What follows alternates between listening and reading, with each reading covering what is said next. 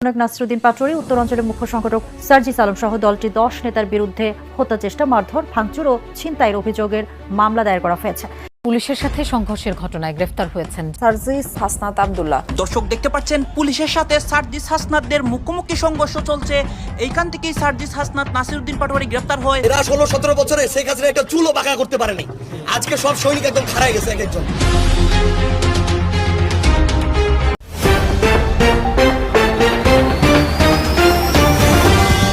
তারেক রহমান এবং তারেক রহমানের পরিবার এবং বিএনপির নেতাকর্মীকে গালাগালি করার জন্য অবশেষে নাসিরুদ্দিন পাটোয়ারিকে ভয়ঙ্করভাবে গণধোলাই দিয়েছেন বিএনপির নেতাকর্মীরা। বিস্তারিত জানতে ভিডিওগুলো দেখতে থাকুন।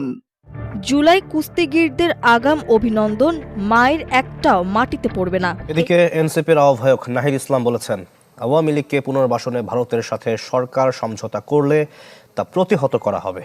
আপনাদের যাদের রক্তের উপরে দাঁড়িয়ে বাংলাদেশে আমরা পরিবর্তনের স্বপ্ন দেখেছিলাম, সেই স্বপ্ন ভঙ্গ হয়েছে।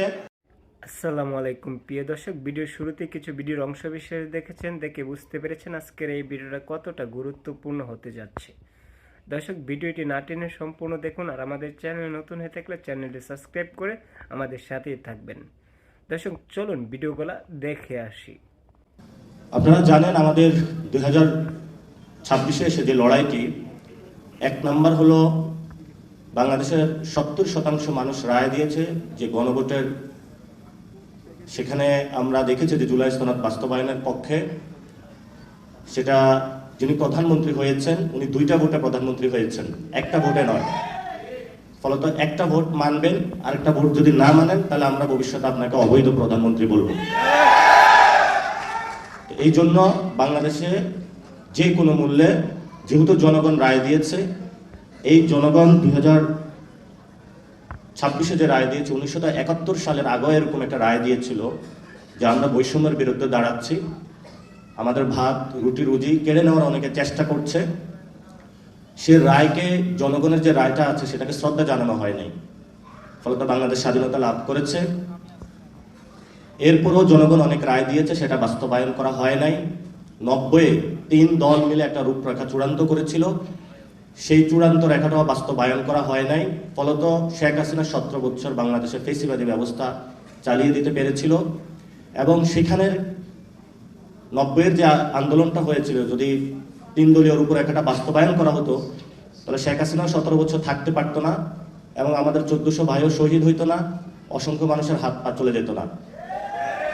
বাংলা কিউআর, যেখানে নগদ পেমেন্ট সেখানে। সারা দেশে 10 লাখেরও বেশি মার্চেন্টে নগদে পেমেন্ট করুন খুব সহজে। এবং অবশ্যই বাংলাদেশে যেহেতু জনগণ 70% জুলাই সনদের পক্ষে রায় জানিয়েছে, আমরা তারেক রহমানকে বলবো জনগণের রায়ের প্রতি শ্রদ্ধা পোষণ করুন এবং জনগণের ভিত্তির উপরে দাঁড়িয়ে রাজনীতি করুন। যে জায়গায় আপনি বসেছেন এটা আপনার চেয়ার না, এটা বাংলাদেশের শহীদ এবং শহীদ ফ্যামিলি এবং আহতদের চেয়ার। সেই চেয়ার দ্বারা যদি তাদের গণভোটের রায় বাস্তবায়ন না হয় তাহলে যারা শহীদ ফ্যামিলি এবং আহতরা, সেই চেয়ার আপনার থেকে কেড়ে নেবে ভবিষ্যতে বাংলাদেশে। 2 নম্বর, বাংলাদেশে সংস্কার বাস্তবায়ন হতে হবে। কেন হতে হবে? এই যে পুলিশের সামনে আলিফের চোখটা তুলে নেওয়া হলো, যদি পুলিশ আজকে সংস্কার হতো, কোনো দলীয় লেজুর ভিত্তি না করতো, তাহলে আজকে আলিফের চোখটা চলে যেত না। যদি জুলাই সনদ বাস্তবায়ন হতো তাহলে এই ধরনের নগ্ন সন্ত্রাসী কার্যক্রম আমরা পথে দেখতাম না। সরকার একটা সংশোধন কমিটি গঠন করেছে, জুলাই সনদ বাস্তবায়ন করবে না এই মর্মে, এবং আমরা সরাসরি বলতে পারি যে বিএনপি জুলাইয়ের বিপক্ষে গিয়েছে। যদি বিপক্ষে না যাইতো তাহলে সংশোধন কমিটি তারা গঠন করতো না। যেহেতু তারা সংশোধন কমিটি গঠন করেছে, পার্লামেন্টে আমরা আরো কথা বলবো। যদি এটা পার্লামেন্টে চূড়ান্ত না হয়, ইনশাল্লাহ বাংলাদেশে যত শহীদ ফ্যামিলি রয়েছে এবং যতজন আহত রয়েছে তাদের আদালতে জুলাই সনদের রায় বাস্তবায়ন হবে ইনশাআল্লাহ। 3 নম্বর, আপনারা জানেন আমাদের সার্বভৌমত্ব।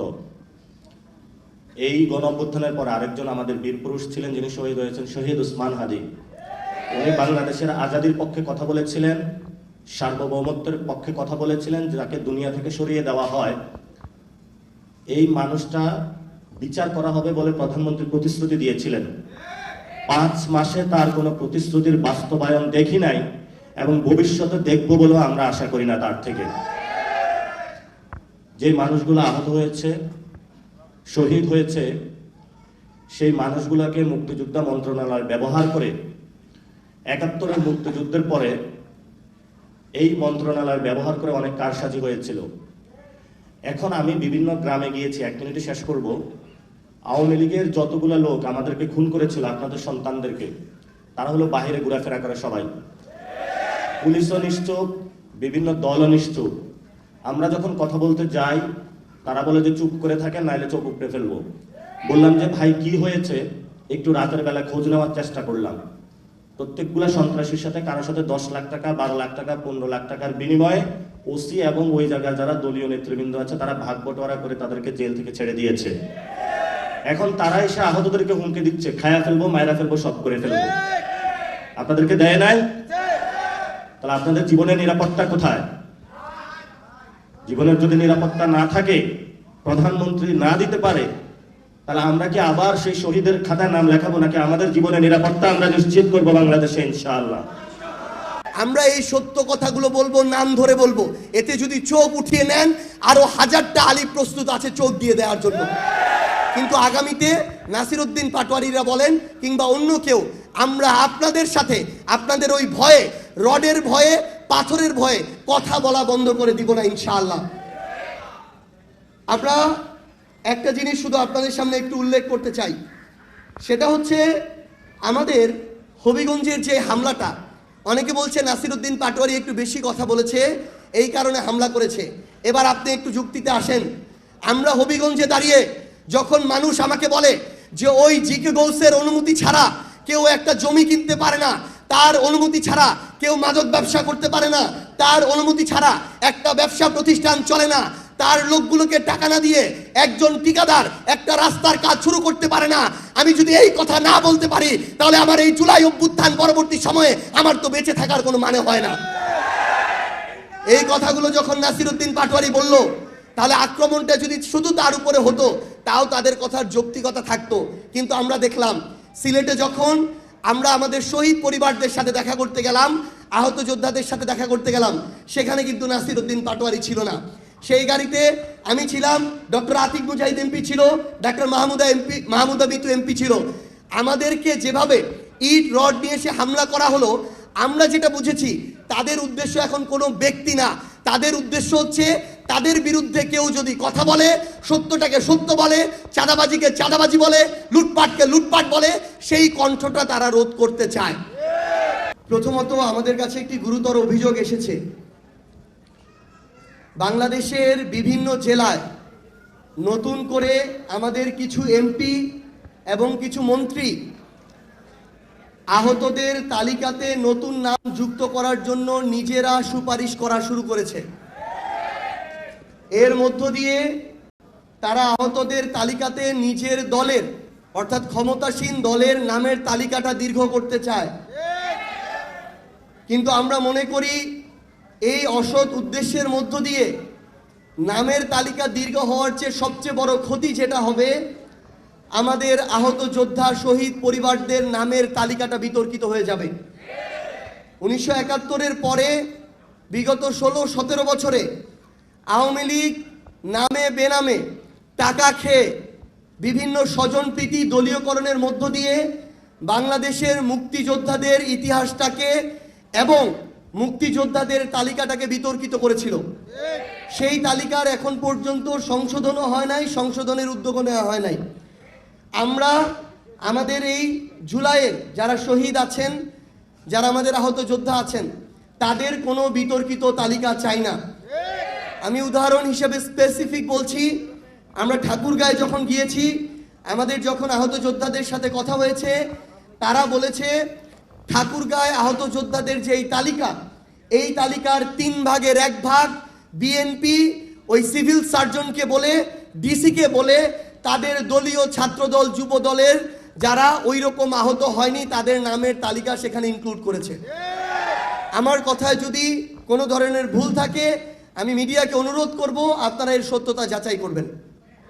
2 নাম্বার, আমাদের আহত যোদ্ধারা এমন এখনো অনেকে আছে যাদের এখনো ট্রিটমেন্ট প্রয়োজন, হয়তো আরো 2, 4, 5, 10 বছর ট্রিটমেন্ট করা লাগতে পারে, এমন অনেকে আছে যার চোখে এখনো গুলি আছে, যাকে মৃত্যুর আগে পর্যন্ত ট্রিটমেন্ট করাতে হতে পারে।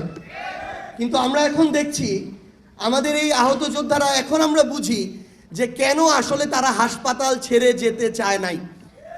আজকে যখন আমার ওই সহযোদ্ধারা নিটোরে যায়, চক্ষু বিজ্ঞানে যায়, সিএমএইচে যেতে চায়, পিজিতে যেতে চায়, একজন সাধারণ রোগীর সাথেও যেই ধরনের ট্রিট করা হয়, তারা যখন পরিচয় দেয় তারা জুলাই যোদ্ধা, তারা তার চেয়ে বেশি সেখান থেকে একটা বিচ্ছিন্ন আচরণ তারা পেয়ে ফিরে আসে।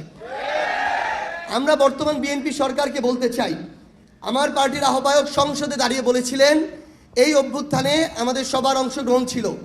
ছাত্র সংগঠনের যখন নাম উচ্চারণ করা হয়, জনাব নাহিদ ইসলাম প্রথম নাম উচ্চারণ করেছিলেন ছাত্র দলের, অথচ জনাব নাহিদ ইসলামের ছাত্র সংগঠন ছিল ছাত্র শক্তি। তাহলে এই ধরনের মানসিকতা আমরা আমাদের জায়গা থেকে দেখিয়েছি, কিন্তু আজকে বিএনপির জায়গা থেকে আমরা শুধু এটাই দেখি যে তারা তাদের অংশগ্রহণ ছিল, এটা এস্টাবলিশ করতে চায়। এটা এস্টাবলিশ করার কিছু নেই, আপনারা ছিলেন, এটা আমরা স্বীকার করি, কিন্তু আপনার কাজের মধ্য দিয়ে যদি এটার প্রকাশ না পায়, আমার যোদ্ধারা গিয়ে তার কার্ডটা দেখানোর পরও যদি চিকিৎসায় ন্যূনতম প্রায়োরিটি না পায়, তাহলে আপনাদের এই মুখের কথা বলার চেয়ে না বলা অনেক ভালো। আমরা বর্তমান সরকারকে আহ্বান জানাবো, আমাদের যারা সহযোদ্ধারা আছেন, আহত যোদ্ধারা, তারা তাদের কার্ড দেখানো সাপেক্ষে বাংলাদেশের যে কোনো সরকারি বেসরকারি হসপিটালে তারা প্রায়োরিটি চিকিৎসা পাবেন, বিনামূল্যে চিকিৎসা পাবেন। এই ব্যবস্থা নিশ্চিত করার জন্য সরকারের পক্ষ থেকে, স্বাস্থ্য মন্ত্রণালয়ের পক্ষ থেকে সরকারি প্রজ্ঞাপন জারি করতে হবে। তৃতীয়ত, আমরা কিছুদিন আগে জনাব তারেক রহমান, বাংলাদেশের মাননীয় প্রধানমন্ত্রী, তিনি একটি বড় প্রোগ্রাম করেছেন শহীদ পরিবারদেরকে নিয়ে, আহত যোদ্ধাদেরকে নিয়ে। কিন্তু দুঃখজনক হলেও সত্য,